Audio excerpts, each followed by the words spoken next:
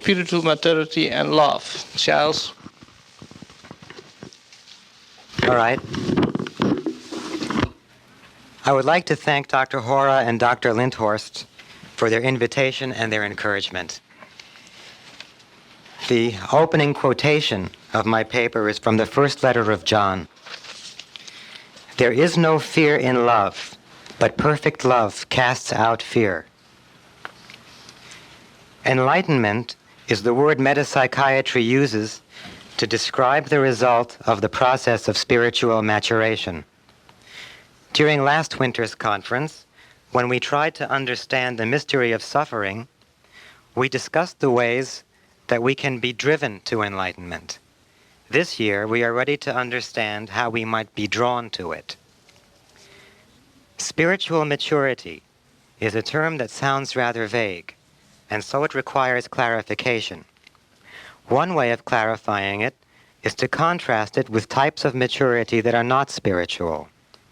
So before discussing spiritual maturity itself, I will first briefly discuss psychological maturity in both Freudian and post-Freudian traditions. The psychological and spiritual theories of maturity each describe a developmental process out of which grows an understanding of love. In the Freudian tradition, the process described is called psychosexual development. This leads to an understanding of love as primarily sexual. Freud asserted that the human being is motivated by two classes of instincts, or physical drives. The first is the sexual instinct, which he called libido, which is associated with increasing levels of excitation in the nervous system. The second drive he called the death instinct.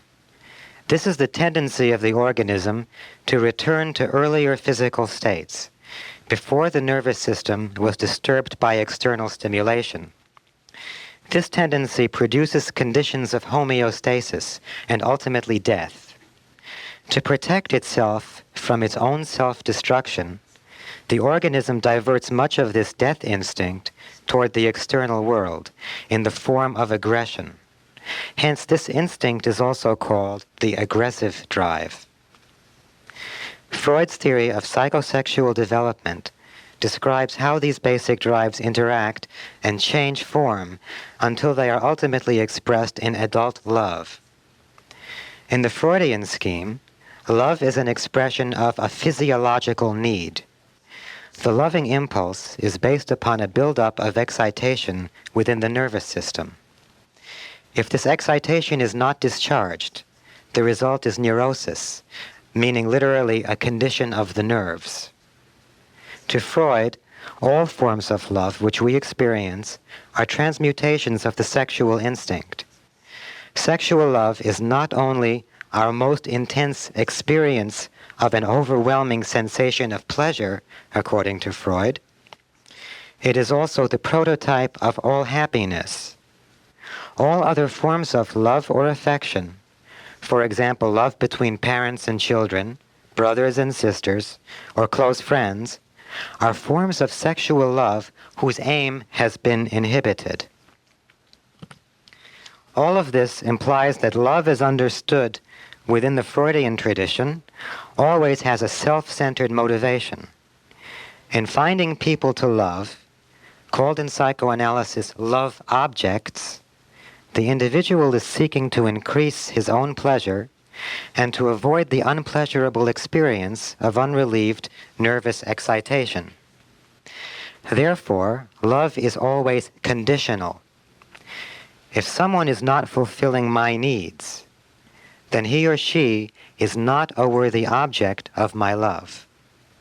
As a result, Freud considered the commandment to love one's neighbor as oneself to be useless and foolish, a device civilization uses to set limits on man's sexual and aggressive instincts. Such a commandment would therefore not be an expression of health, but a cause of neurosis. In terms of the metapsychiatric hierarchy of values, Love within the classical psychoanalytic tradition occupies a very low level. It expresses mainly naturalistic and hedonistic values. Nevertheless, many psychotherapists are teaching these values to their patients daily. Fortunately, even within the psychoanalytic tradition, there has been some evolution toward higher levels of the hierarchy. In post-Freudian psychoanalysis, psychological maturity is described as a process of separation individuation. This process leads to an understanding of love that is primarily personal. The term separation individuation was coined by Margaret Mahler and her associates. It refers to the process of the infant's gradually separating itself from its mother and learning to become an independent person who acknowledges and respects other independent persons.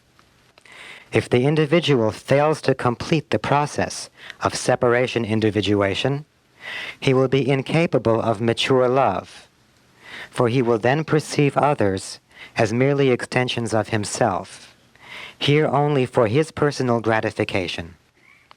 If, however, he does learn to see himself as a person separate from other persons, he will be able to respect others and to realize that their interests are separate from his own. He will be able to realize that his love object is more than just a maternal substitute. Personal love, based on the perception of one's separateness as a person, is more than just sexual love. However, the perception of separateness gives rise to desires that are no less intense than sexual cravings. Both Rollo May in his book Love and Will and Erich Fromm in his book The Art of Loving are critical of Freud's theory of sexual love, and they both speak of love as answering the need to fill the void created by the perception of one's separateness. May states that the condition of our separateness makes love tragic. It leads to a perpetual yearning for each other, a thirst for completion which is doomed to be temporary. To Fromm, love overcoming separateness is the answer to the problem of human existence. He states, "The desire for interpersonal fusion is the most powerful striving in man. It is the most fundamental passion. It is the force which keeps the human race together, the clan, the family, society. The failure to achieve it means insanity or destruction, self-destruction or destruction of others." Both May and Fromm see sexual love as the most necessary of love's many expressions, not so much because it fills physiological needs, but because it fulfills a psychological need, the need to overcome the pain of perceiving ourselves as separate and incomplete. In terms of the hierarchy of values, these theories represent an evolution beyond the original Freudian view. The values they express are materialistic, in that love is a way of obtaining what one lacks, and humanistic, in that love is based on respect for the needs of others as well as for one's own. But is this enough? Will this kind of love produce healing? A prominent modern psychoanalyst, Otto Kernberg, makes a statement about love that reveals more about the nature of psychological ideas of love than perhaps he consciously intends. He states, "A meaningful sexual relationship, it seems to me, includes encounters in which the partner is utilized as a pure sexual object.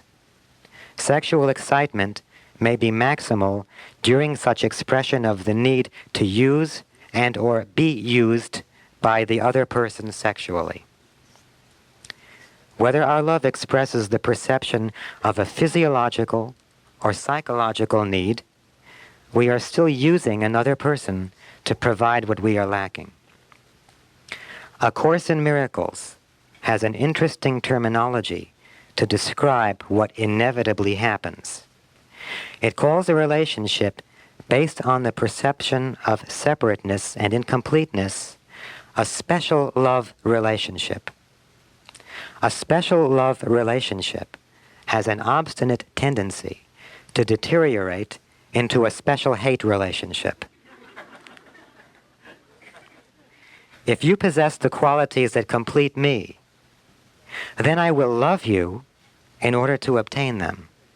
However, for the very same reason, because you possess the qualities I lack, I will also envy you and even hate you, even if I do not always express it openly. I cannot totally be at peace with you, since my dependence on you reminds me constantly of my own incompleteness. And if I love you so that you can complete me, but you fail to complete me, then I will hate you for failing to live up to my expectations, and will make you responsible for my misery. And you will inevitably fail to complete me, because two incomplete beings cannot complete each other. So where are we left now?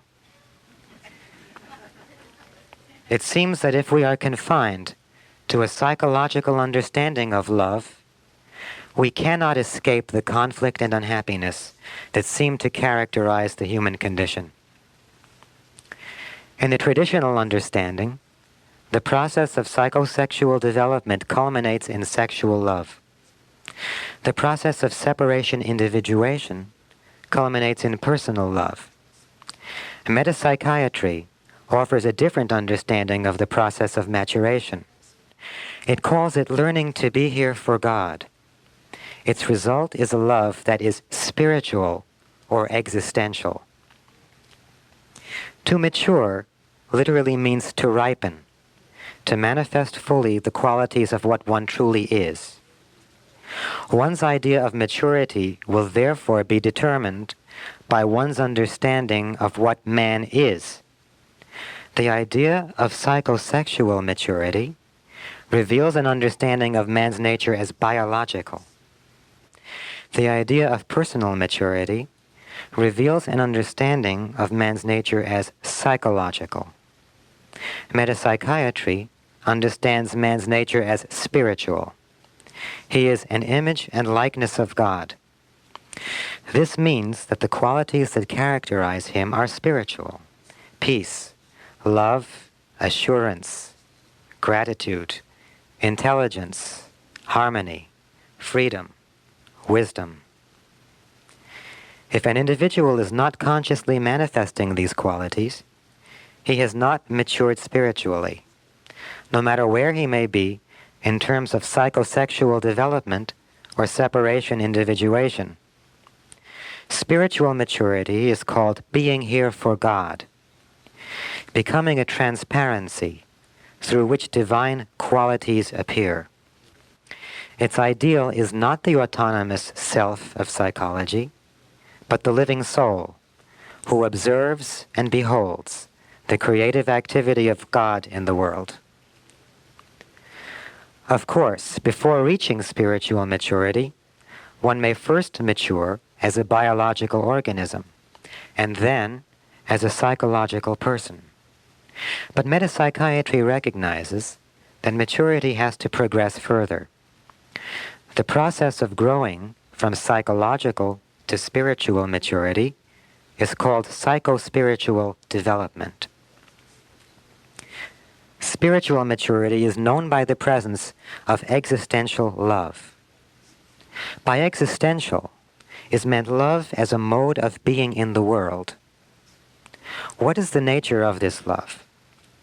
Existential love is not the eros described by Freud, but the agape described by Paul in chapter 13 of his first letter to the Corinthians. It is defined very simply by Thomas Hora in his book Existential Metapsychiatry. Love is a desire to express goodness unconditionally. Love is non-conditional, non-personal benevolence. It expects neither physical gratification nor personal validation as a return. What makes this kind of love possible? It seems to be an ideal far beyond the reach of human aspiration. Freud himself thought it contrary to human nature. Nevertheless, two things make it possible.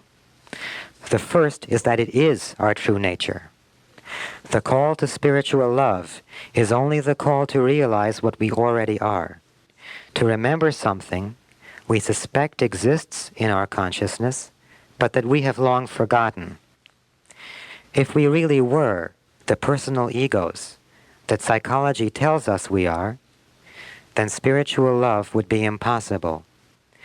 We would be so preoccupied with searching for our completion in others that we could not love them unconditionally. But if this were our true nature, then we also could not be inspired by Paul's hymn to love. When he says that love bears all things, believes all things, hopes all things, endures all things, he would not be uplifting us, but merely asking us to become doormats. However, the fact that we are inspired by these words, and by the similar words of many others, means that we have just begun to remember who we really are. The second thing that makes spiritual love possible is that spiritual, existential love is the perfect love that casts out fear. This leads us to a very important consideration.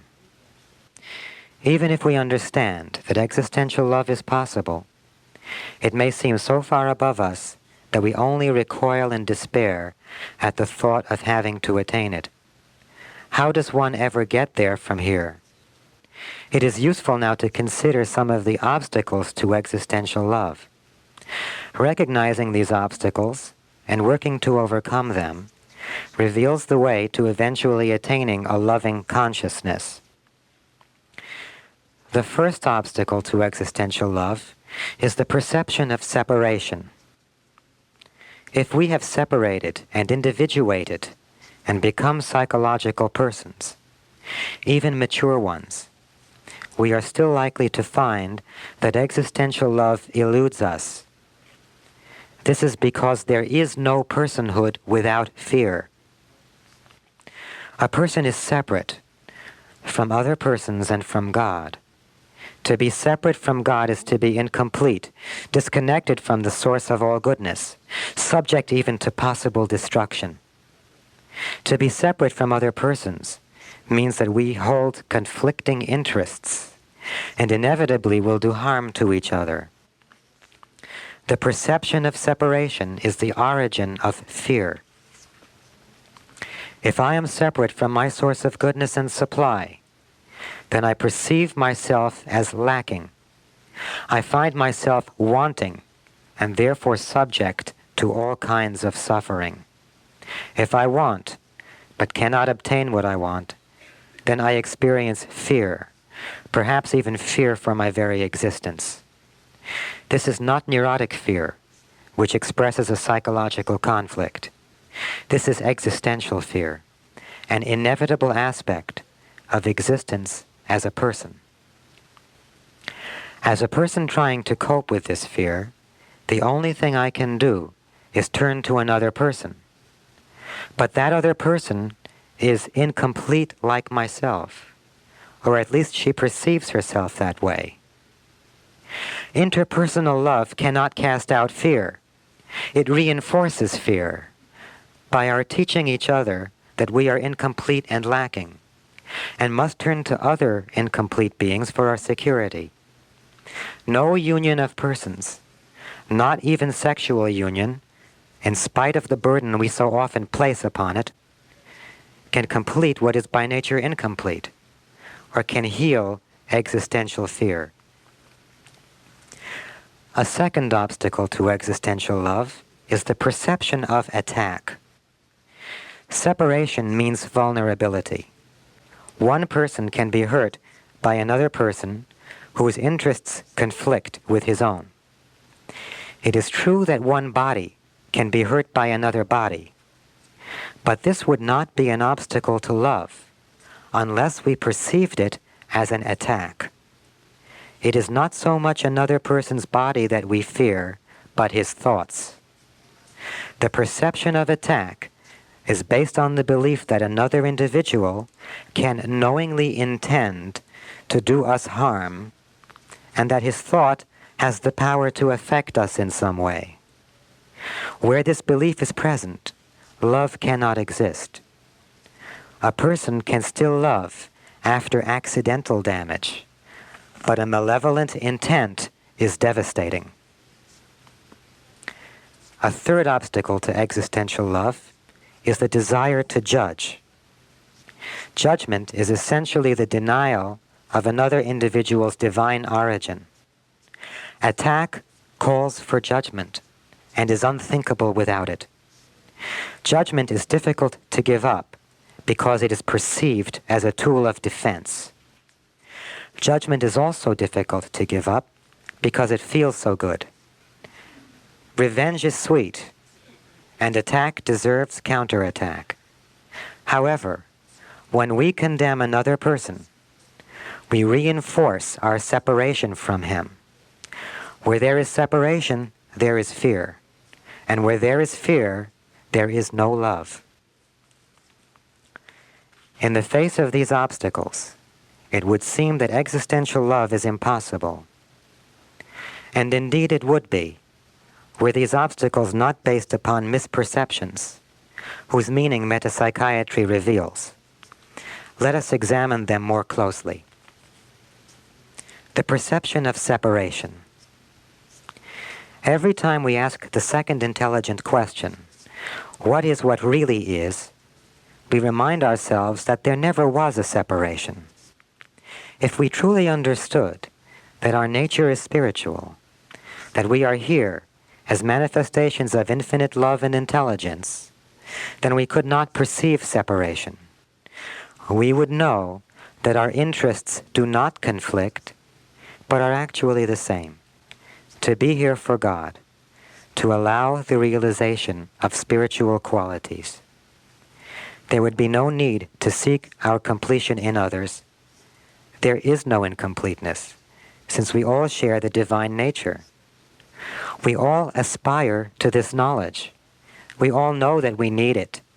Nevertheless, we feel hindered by the perception of attack. But what is this perception? In metapsychiatric terms, it is a form of interaction. Interaction can be defined as an unwholesome interest in the thoughts of others, and the belief that these thoughts have power. Therefore, if we think that someone bears a thought of ill will toward us, we defend ourselves. What inevitably results is that the other person feels attacked and will respond accordingly. Nevertheless, metapsychiatry tells us that there is no interaction. How can we understand this in a situation of attack? We usually think that it is always the other who attacks, and it is always ourselves who defend. It is important to understand that to attack and to defend are one and the same. My defense attacks you, and I feel attacked by your defense. There is no distinction. In fact, there is no such thing as attack or defense. There is only the realization of love, or the ignorance of love, which is fear. The one who appears to attack me does not see love. He is saying to me, I am afraid. I feel separated from God. Please show me that I am not. If I defend myself, which attacks him in return, I am answering fear with fear, and am making fear real for the two of us.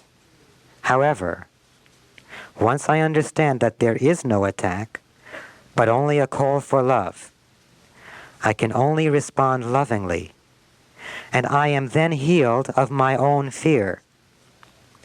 It is therefore the people who make us the most uncomfortable, who frighten us the most, who have the most to teach us about love. Once the perception of attack is transcended, the last obstacle to love is removed, the desire to judge. If there is no need to defend, there is no need to judge. The love that can respond to attack is not the personal love that depends on feeling good with the loved one.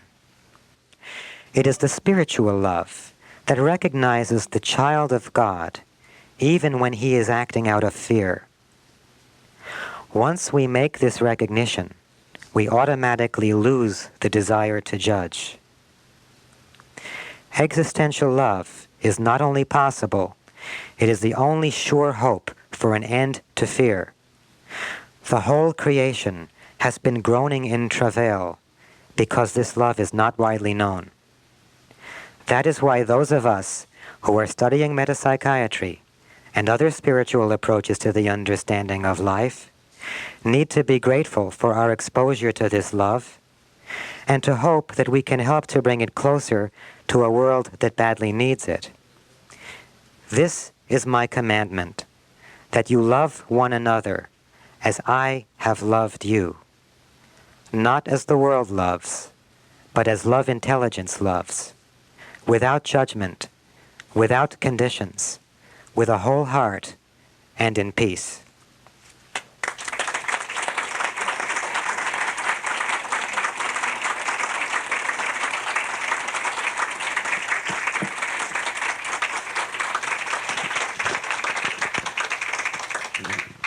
Thank you very much, Charles. Charles has a limited number of copies available of his paper.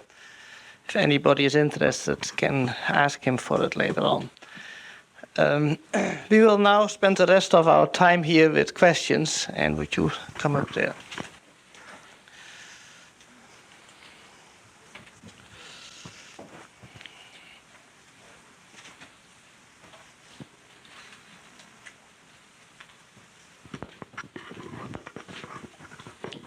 Charles, you gave the definition of love as non-personal, non-conditional benevolence.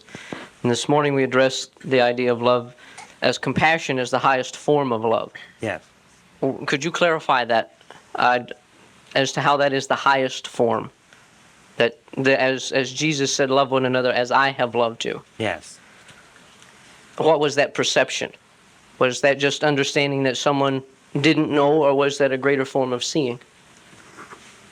Well, compassion is an extension of spiritual love. When we understand the lack of understanding, that means that we don't judge, we don't demand that the other individual understand us. There are no conditions that we place. Without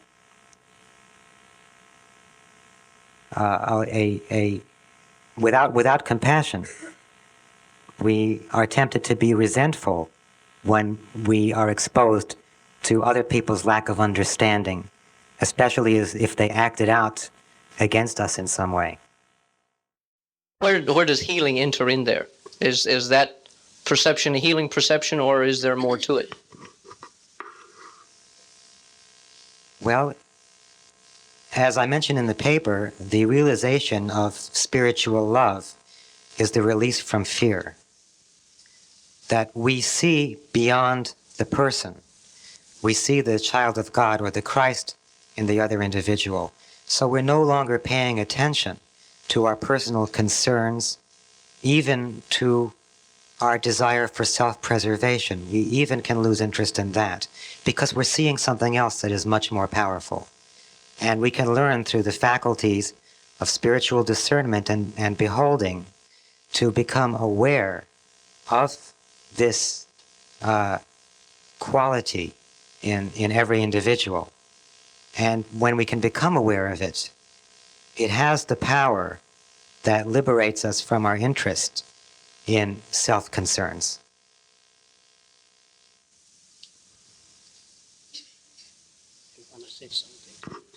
I would like to respond to Michael's question.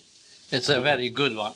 What is the relationship between compassion, spiritual love, and healing? Right, Michael? Thank you, yes. Is that what?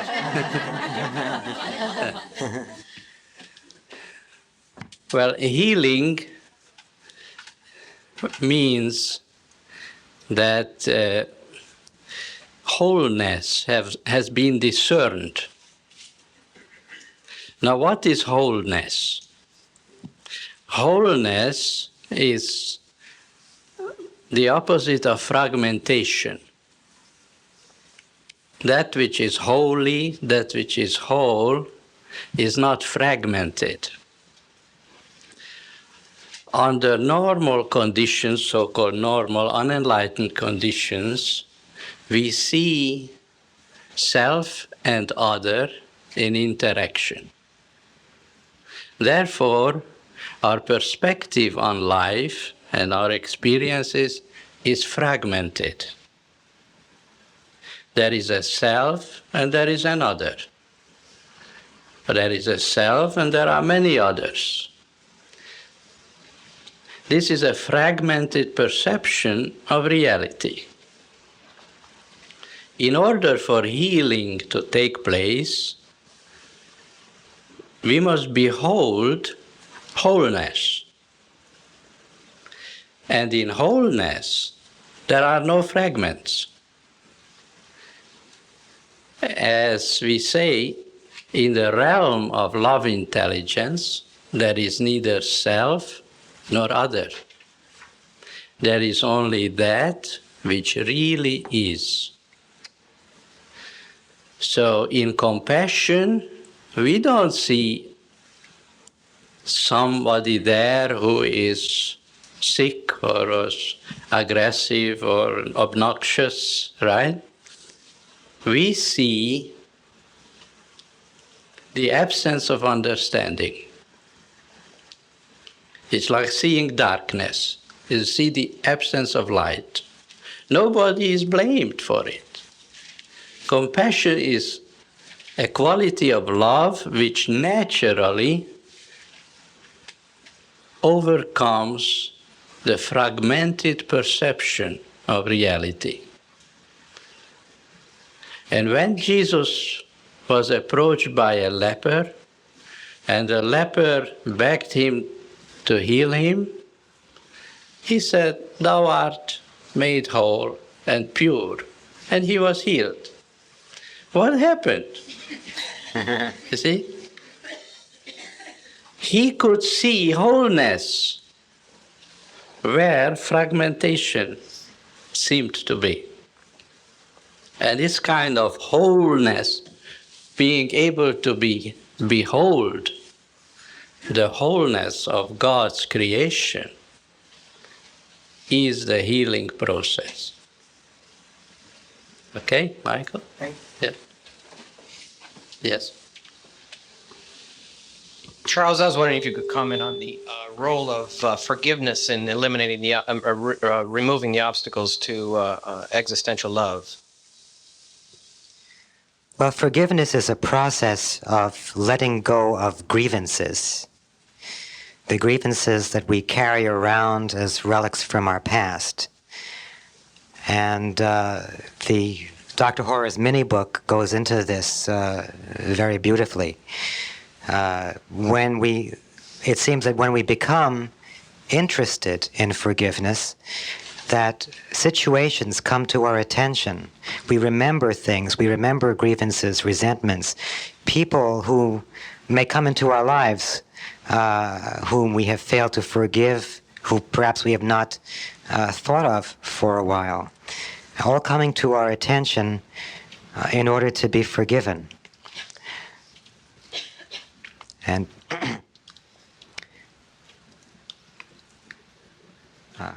Could you repeat your question? I was interested in Yes. the role of forgiveness in eliminating the obstacles to existential Yes. love. Oh, yes, well, love is the desire to non-conditionally express goodness. And as we give up these grievances, we give up these conditions that we are still placing, these demands that we are still making, consciously or unconsciously, on all of these past figures in our lives. Even if we don't encounter them, we still are carrying around demands, unfulfilled demands that we have made on them and that we still cherish. And forgiveness liberates us from those demands until we reach the point where the past really is no longer important to us, where we see it only really as a dream and a fantasy and as something that no longer determines our sense of our reality.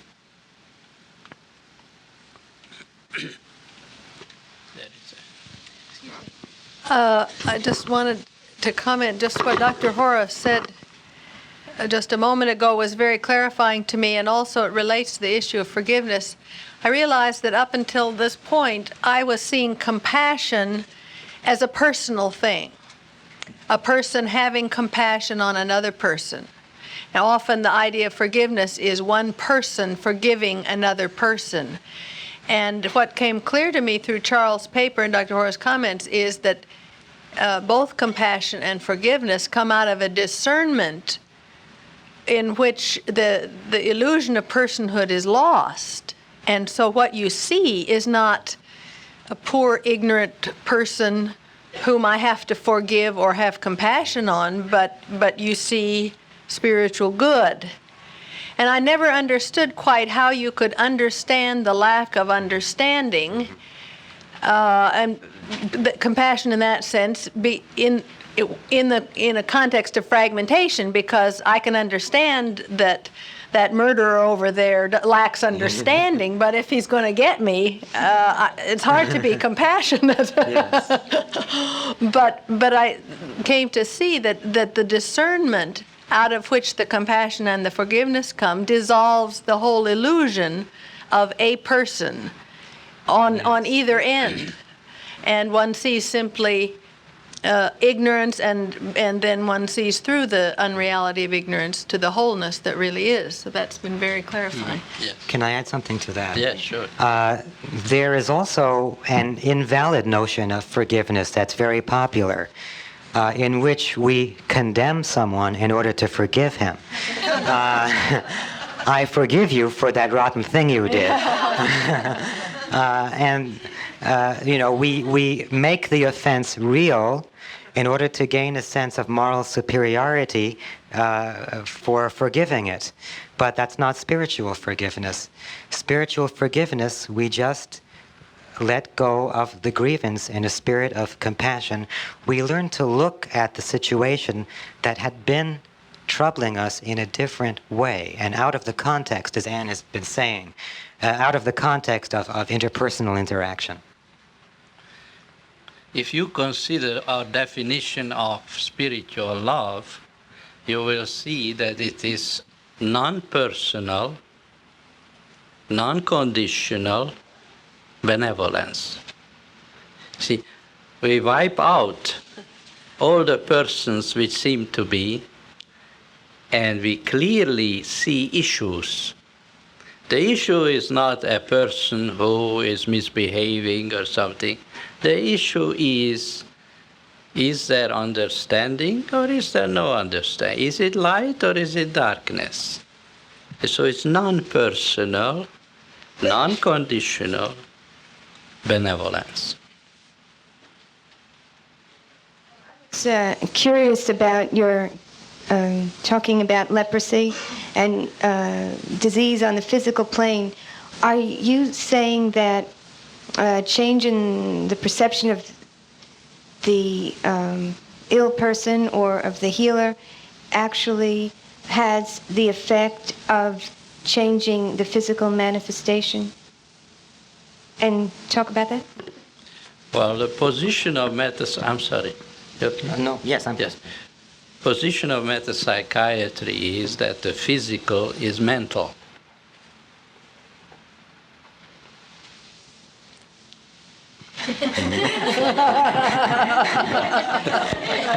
No, I understand that position. I just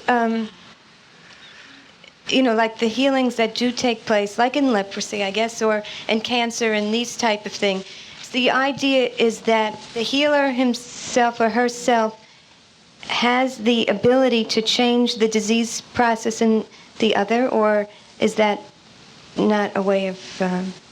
could you explain that more? I just have no idea.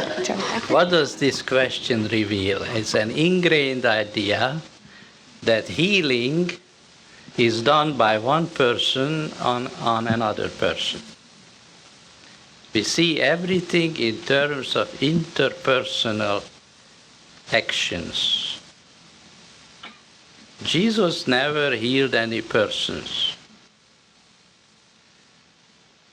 He saw reality as whole and perfect and harmonious and completely free of any kind of personal interaction.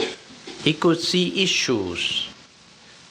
In leprosy, he saw it. When there was a leper, he didn't say a leprous person. He saw an issue. The issue was an existentially invalid idea of impurity. You see, the leprous even says, "Please heal me of leprosy." He didn't say that. He said, "If thou wilt, thou canst make me clean." And that's how he got healed. So when we are learning to transcend the personal perspective and to see wholeness, then we can focus on issues. And issues are always mental. And when we see the issues the way God sees the issues, then healings take place, not because we are doing something, because what really underlies the situation comes into view. So where there was impurity, suddenly there is purity. Yes?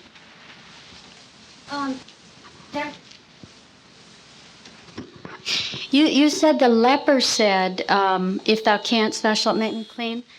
Was it his realization that the issue was impurity that allowed the healing?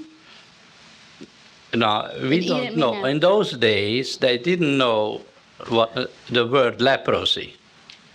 They just called it impurity. Oh, I see. Those people were called impure.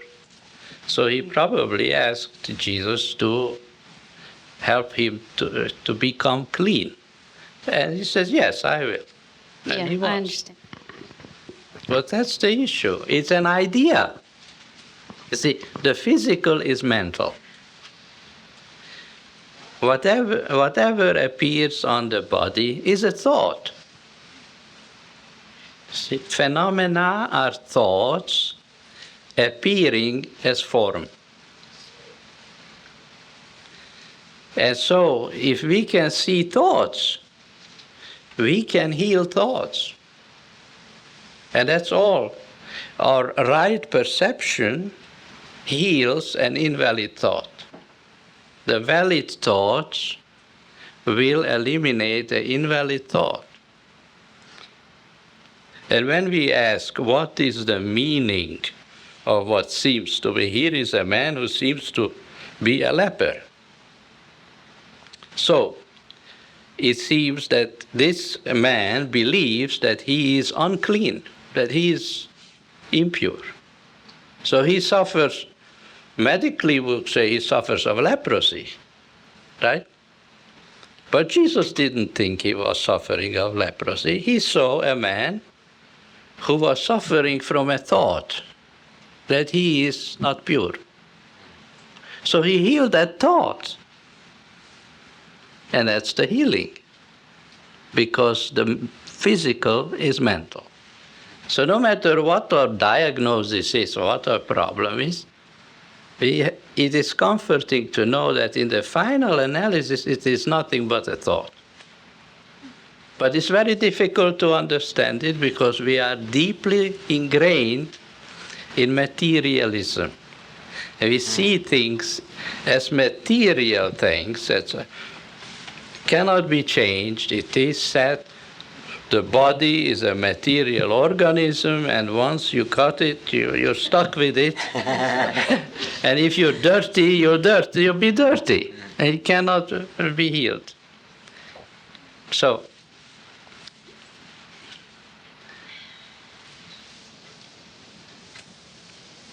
I'm struck with the profound possibilities in this discovery that in relation to physical issues, it's mental, and then also Charles' comment in his paper that we're not really afraid of other people, we're not really afraid of bodies, we're afraid of the thought. And thinking of the enormous expenditure of time, energy, money in self-defense issues, which are based on the assumption that it's a body fearing a body, and I learn with my body how to defend myself against another body. Wouldn't it simplify things a lot if we even just knew what the problem was?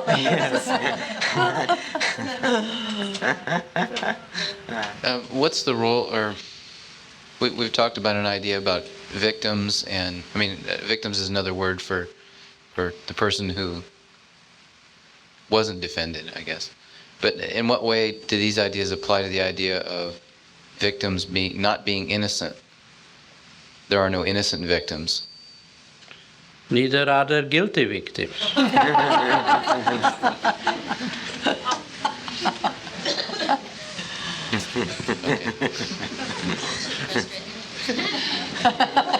Satisfied, John?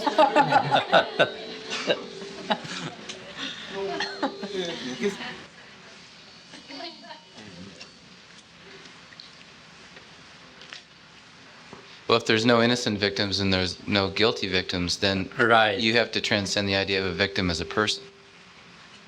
There are no victims. A victim is an experience of a certain thought. There are people who are forever being victimized. Have you noticed that? And we say nothing comes into experience uninvited. That doesn't mean that the victim is guilty. It only means that certain people entertain certain ideas. And these ideas, being present in their consciousness, attract corresponding experiences.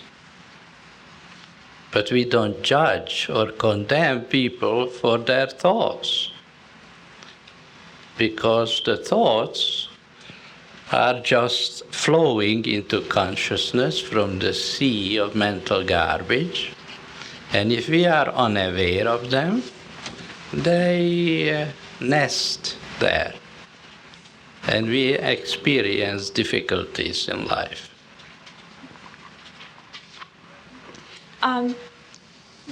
In my work, I deal a lot with children who are victims.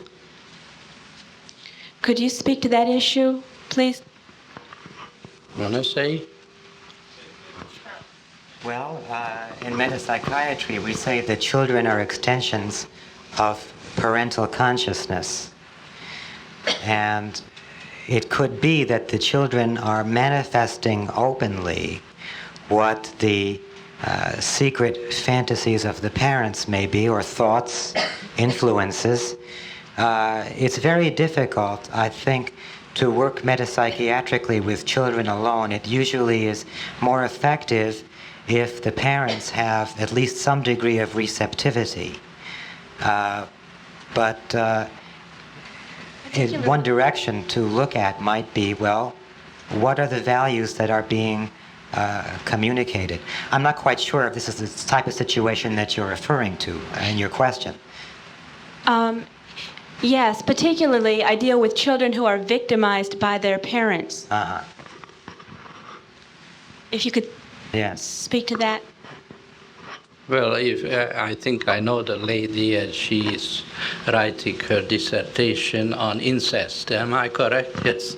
Now that you have a very clear correlation of parental thought and childhood experience. So it's the parents' thought patterns which involve the children. In dealing with a child who has then, say, who has been molested, say the child grows up.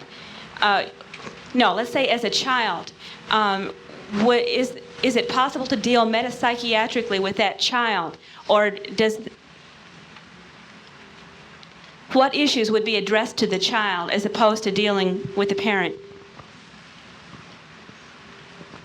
This smacks a little of an operational approach. Yes?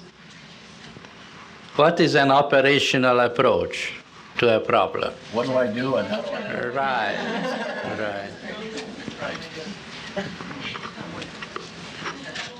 What needs to be seen? Clever.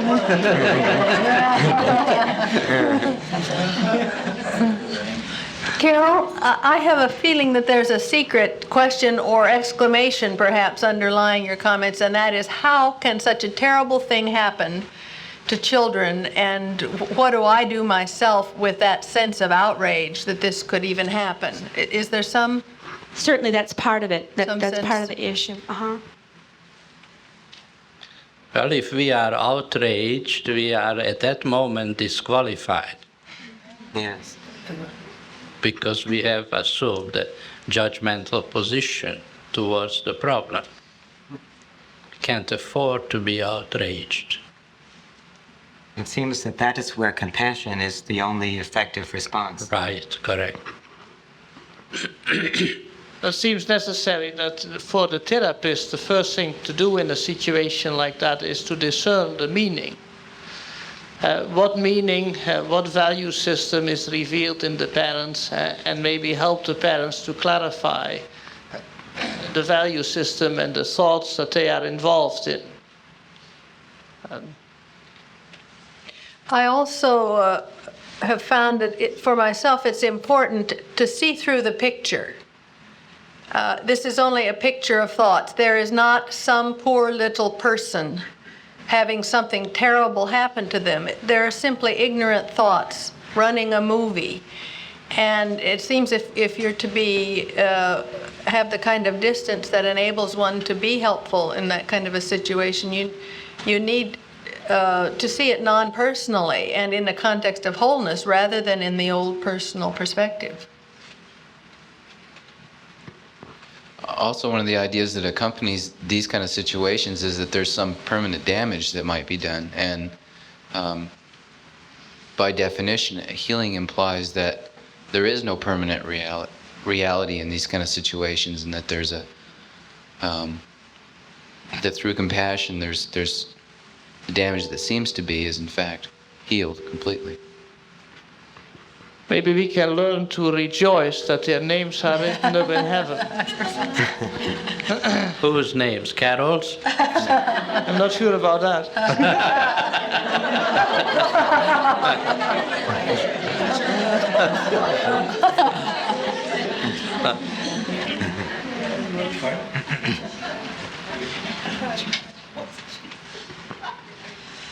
Charles, you referred to the Freudian, the post-Freudian concepts of psychological maturity. Yes. And I thought there was a brief phrase there which might imply that it was necessary to go through these stages of maturity into spiritual maturity.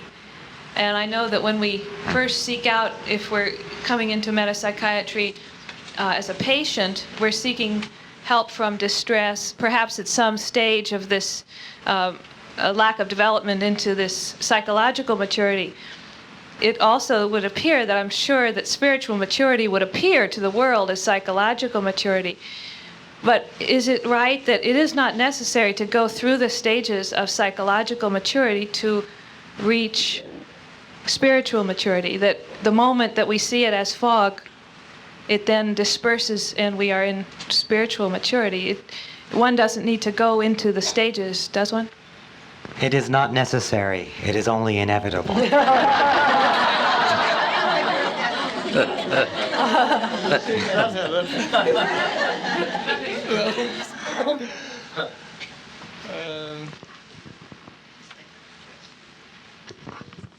I would love to hear an explanation of it is not necessary. It is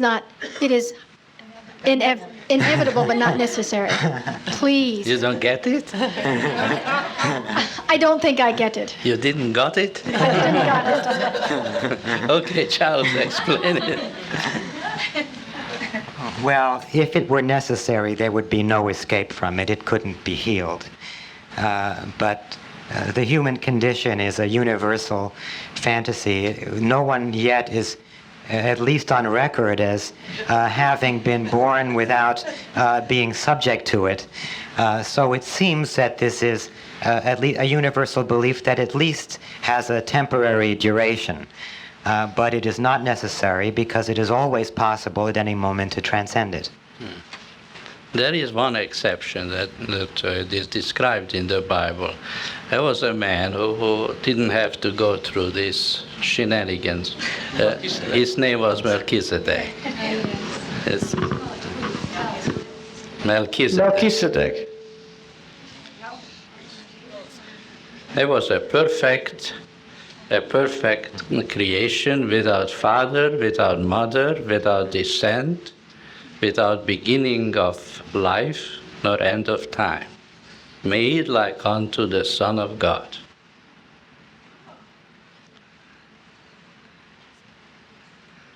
We don't know much about him, but it's described in the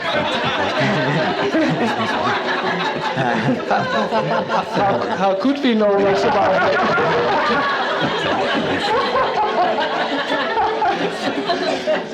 If anybody has an interest in looking up this biblical record, it is described in Paul's Hebrews. Yeah. Chapter 5, I believe. 7. Verse 1 through 5. So, Jana, would you come up for some announcement before we make a break?